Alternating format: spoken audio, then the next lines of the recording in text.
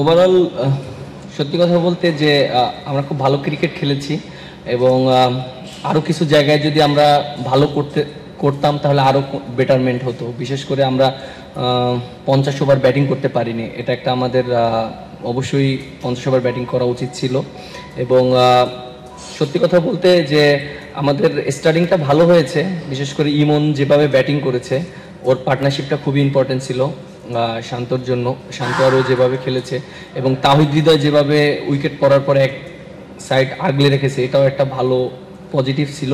But আমাদের পার্টনারশিপটা বড় করতে পারিনি, এটা একটা আমরা কনসার্ন। এবং আমাদের মিডল ওভারে উইকেট পড়ে গেছে, এখানেও আমরা যদি একটু ভালো করতাম তাহলে হয়তো সিনারিওটা অন্যরকম হতো।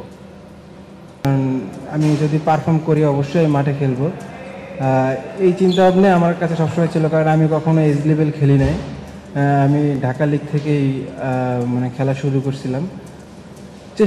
চেষ্টা করছি যে না, ওইভাবেও সম্ভব, মনে করেন ক্রিকেটের সামনে আগানো, নিজের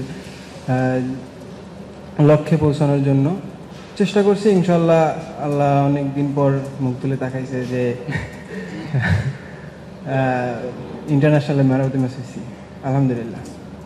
সবাই বলছে এই রানটা আমরা ডিফেন্ড করতে পারবো, কারণ আমরা যদি এরকমভাবে উইকেট আমাদের পড়ে যেতে পারে এত কম রানে, ইনশাল্লাহ আমাদের সবার ভিতরে ওই বিশ্বাসটা ক্যাপ্টেন এবং ম্যানেজমেন্ট সবাই দিছে যে আমরাও পারবো। এবং প্রথম 2 ওভারে যে আমি যখন 22 রান খাইছি, ক্যাপ্টেন আমার পাশে এসে বলল যে তানভীর, বলাররাই মার খায়, তুই পারবি, ঠিক আছে, আমি তোরে একটা বিশ্বাস দিলাম যে তুই সর্বোচ্চ দিয়ে চেষ্টা কর, তোর ডিফেন্সিভ বোলিংয়ের কোনো প্রয়োজন নাই, তোর উইকেট টেকিং বোলিং করতে হবে। আর ক্যাপ্টেনের কথা মতো ইনশাল্লাহ ট্রাই করছি, আলহামদুলিল্লাহ ভালো কিছু হয়েছে।